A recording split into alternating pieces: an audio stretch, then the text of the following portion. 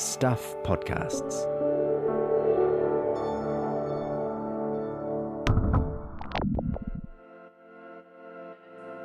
Hi, I'm Michael Wright and welcome to the long read from Stuff. This week's episode is called Jo versus Cancer. The story is by press reporter Nadine Roberts, who we're going to hear from soon. First though, this is a bit of a crossover episode. Jo versus Cancer is a new podcast from Stuff. It drops on Monday, November the 21st. The titular Jo is Jo Mckenzie Mclean, my colleague, our colleague at Stuff, who is living with stage 4 bowel cancer. Joining me now is Jo's friend and another of our colleagues, and the host of Jo versus Cancer, Colleen O'Hanlon. Hi, Colleen. Hi, Mike. So I've sort of done your job and said what this podcast is about, but not really. What's this podcast? Well, I think I can add a little. So Jo, as you know, is a really wonderfully colourful character, and she is battling life with stage 4 bowel cancer after unsuccessfully trying to get a colonoscopy at an earlier stage in her illness. One thing about Jo is as she's battled cancer, she's never really lost that positive attitude, and she's really leaned into that idea of trying to share her story in a bid to help educate others and really help others avoid being in the same situation she herself is in. So she's been quite candid and in a really fresh and uniquely Jo way. And in this podcast, I guess we're trying to give her a greater reach, a bigger opportunity to tell that story and to provide hope to people like herself who are facing a life-threatening illness, and ideas on how to support people in her life who might be facing that kind of battle. So we know Jo, we've both worked with her for years, and we know what she's like. Yes. Some people might too. You might have seen her on social media or read something she's written on Stuff. She has done that sort of thing. But just so you get a taste, let's listen to a quick clip of the show, because Jo is, a unique character. We've been to see my counsellor, and she says that we actually have, a lot of couples don't survive this. A lot of partners don't survive. They survive it. They can't handle it. They run away. It's too hard. And so, we do have a strong relationship. And I think a big part of that is we've got a good friendship, and also we're still having a lot of sex.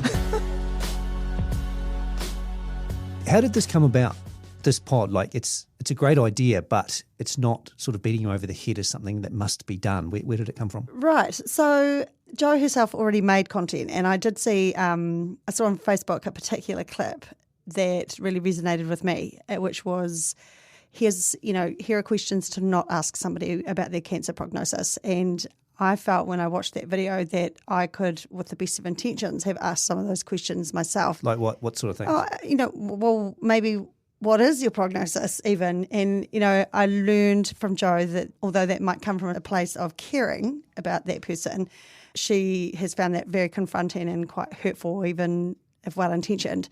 And I could see that she had that real desire to give back to others. She's been really lucky to have the support of her community, and I could see she felt like this is something that she could contribute back in some way and, generate something positive out of something that's really difficult for her personally.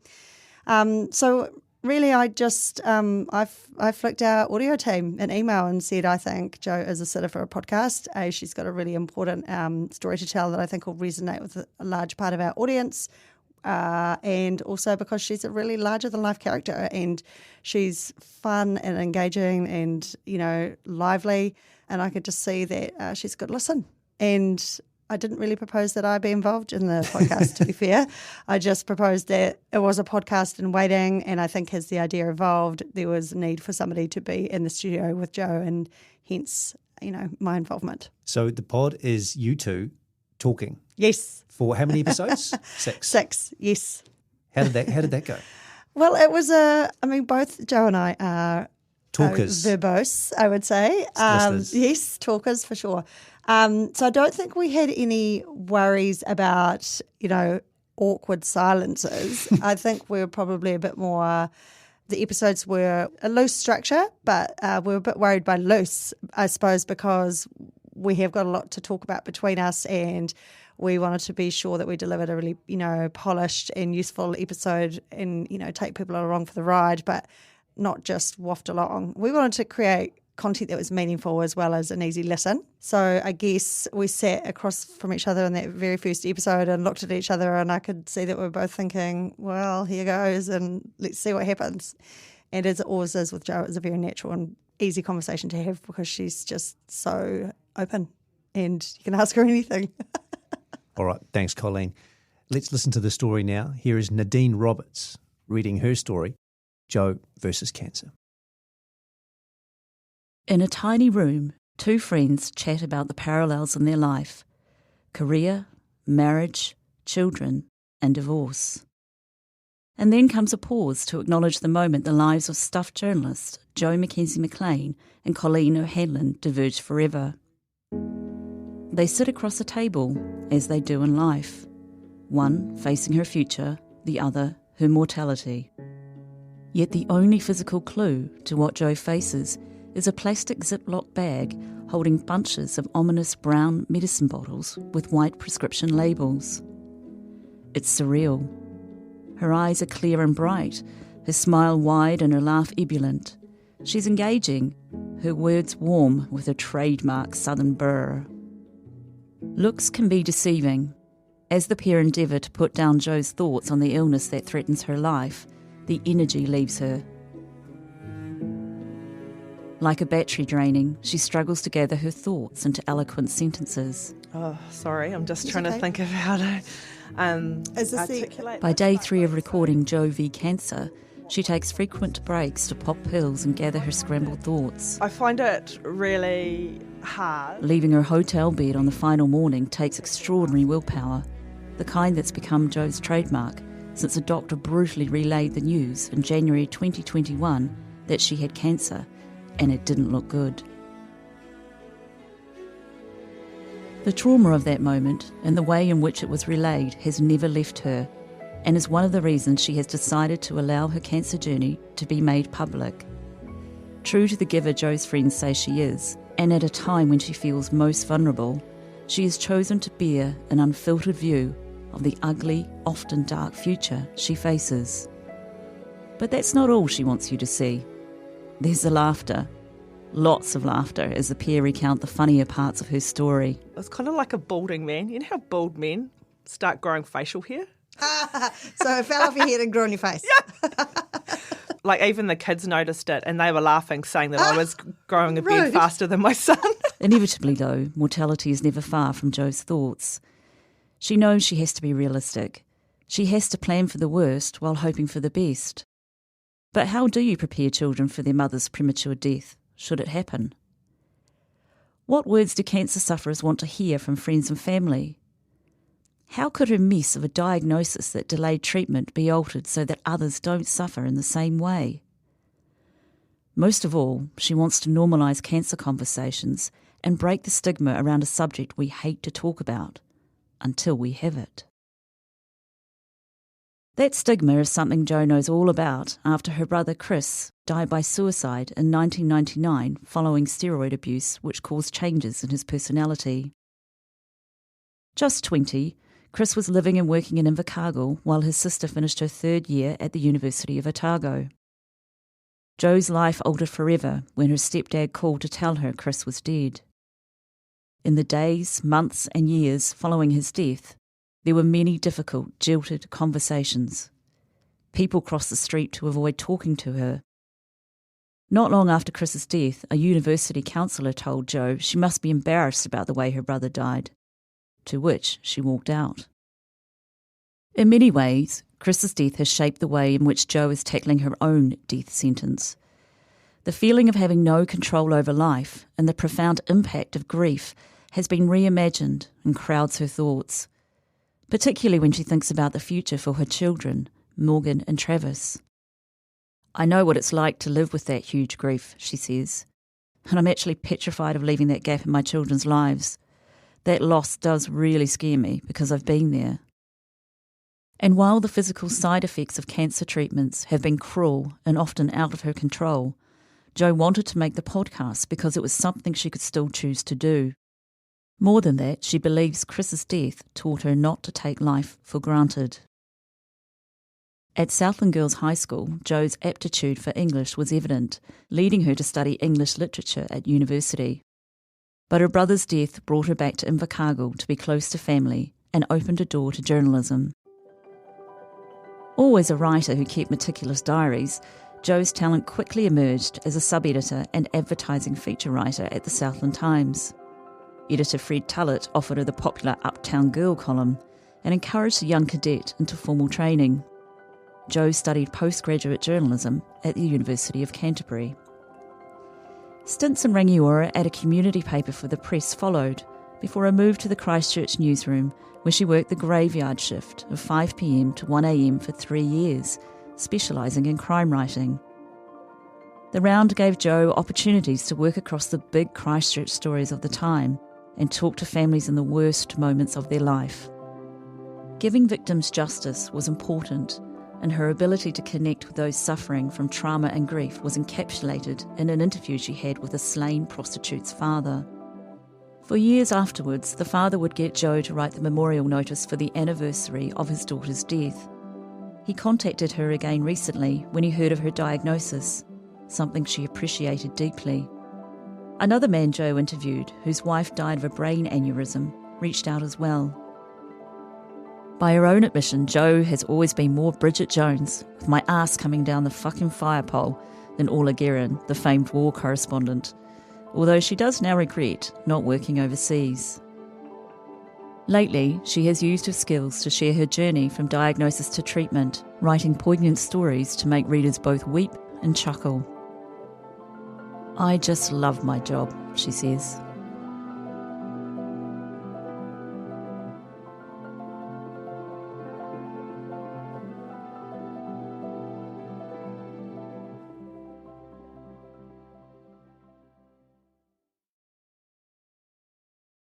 By 2017, Jo had married, had children, divorced, and moved to Cromwell. She was at the peak of her career and personal life when health problems began. She was training to run ultra marathons around the central Otago Hills when she suffered a hip injury. She got back on track, but a dog walk resulted in a sore knee that wouldn't heal. Soon after, she woke up with an aching hand, which a doctor diagnosed as a sprain. Over the next year, both her knee and wrist continued to be painful. Her knee required steroid injections, and she had sporadic pains in other parts of her body. By 2018, she started having unusual bowel movements and was dogged by fatigue. As a single mum, it was easy to brush her exhaustion away. After all, she led a busy life. But instinct told Jo she should see her doctor about her bowel problems. An uncle had recently been diagnosed with bowel cancer, and a nana had died from the same condition. Remarkably, neither a change in bowel movements nor direct family history of bowel cancer raised the doctor's suspicions. Jo asked for a colonoscopy, but medical notes would later reveal she was assessed as not fitting the criteria.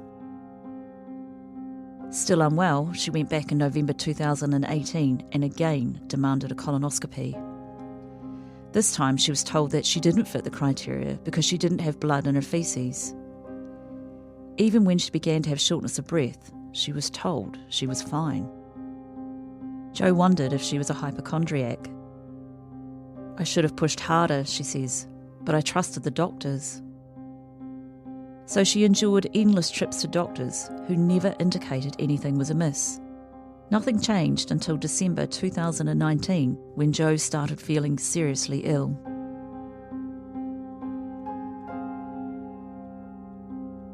Over 6 weeks, nausea and stomach cramps soon escalated to vomiting, severe pain, and the inability to go to the toilet. The nadir came when she had to leave a barbecue in terrible pain. She couldn't stop vomiting. At 1 a.m, she rang her parents for help.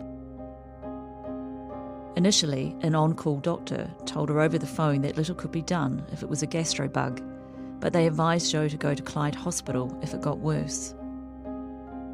An hour later, she self-admitted and was initially suspected of having gallstones. That diagnosis changed to constipation, then a reaction to arthritis drugs. Jo was given laxatives and enemas and sent home. The following day, with no let-up, she went back to her GP, but was sent away with pills for stomach cramps. Jo enlisted her mother for backup, and after 3 days of shocking pain, the pair struck it lucky with a young locum who immediately got on the phone to Dunedin Hospital to demand a CT scan. For the first time in almost 2 years, Jo felt heard. But it would be 2 years too late.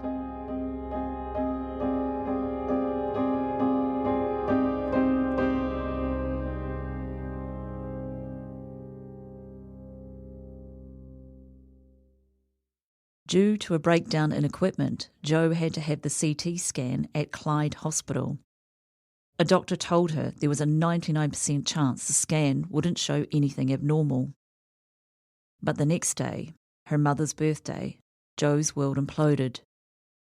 She had cancer in her bowel and her liver, and according to the doctor, it didn't look good. The doctor then promptly left the room, leaving Jo and her mother spinning. I cried, Jo says. I shook, I seethed. Don't take away my hope as soon as you've delivered the news. Her mum had to run after the doctor to find out more. Jo had a tumour blocking her bowel that needed immediate surgery, but she had to go back to Clyde Hospital until a bed became available. The following day, with her partner Michael Hartstonge as support, Jo had her operation. She told her children she had a sore tummy. The truth was still too difficult to comprehend.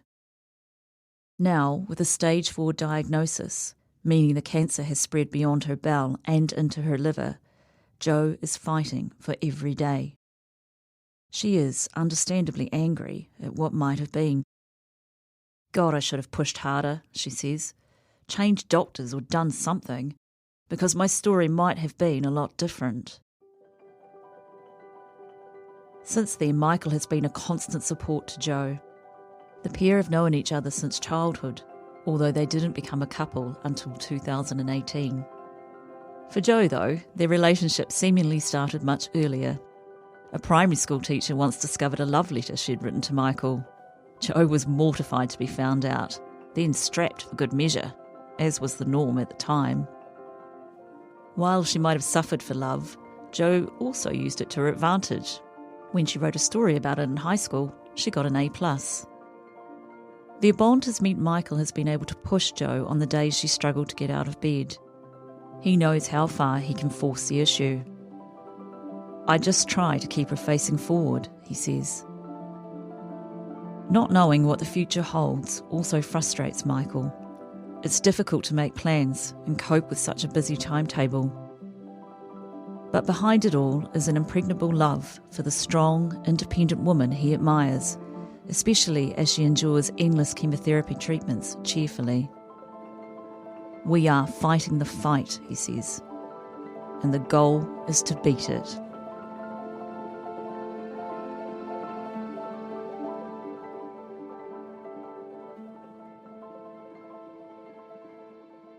Jo posts regular Facebook updates on her treatment, good, bad, and ugly. There's lots of humour, but like every cancer patient, she has had to face a cavalcade of information, some useful, some false. From alternative treatments to finding expensive drugs that might prolong her life, she shares every part of her story in the podcast. And I ran out to the corridor and I fist pumped there and was like, I farted! And all the nurses started clapping and cheering, and I was just went back into my room and I was like, God, this is bizarre. I just had a bunch of nurses yahooing me because I farted. There are tears and shrieks of laughter. And although Sherry McLean is proud of her daughter, she doesn't yet know if she's ready to listen. It's a weekday, and Sherry has been feeding Jo's chooks after a sleepless night. The day before, her daughter found out she has a tumour on her ovary that will need to be removed. It weighs 2 kilograms. It's not the best start to the week. Hardest of all has been controlling her fear. Sherry doesn't let herself think of anything else other than her daughter's prognosis is life. I'm not in denial, she says. It's day by day. I'm trying to be really, really positive. For Shari, that has meant focusing on helping. She's been an enormous support to Jo and her children, and is proud of how her daughter remains resilient, even in the face of crippling pain.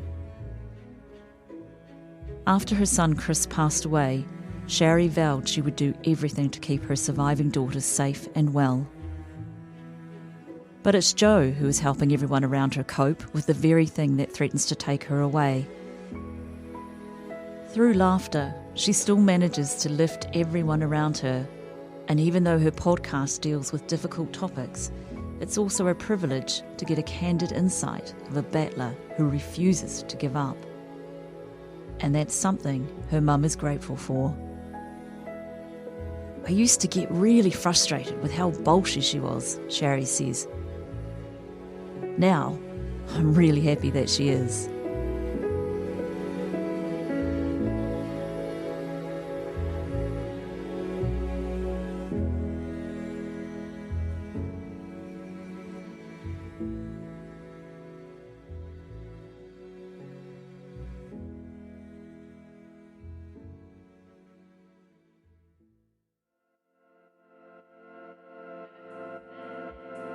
That was Jo versus Cancer on the long read from Stuff, written and read by Nadine Roberts and produced by me, Michael Wright. This episode was edited by Connor Scott. Jo versus Cancer is out on November 21st, and just like the long read, you can hear it on the Stuff website and in all the usual podcast places. Go give it a listen. Jo Mckenzie is just a lovely person and kind of a unique voice. So even if you listen to podcasts about survival or cancer or adversity, I'm pretty confident you won't have heard one like this, so go check it out. And as always, if you like the long read and Jo versus Cancer, give them both a 5-star rating and a review. It helps other listeners find us. Thanks for listening.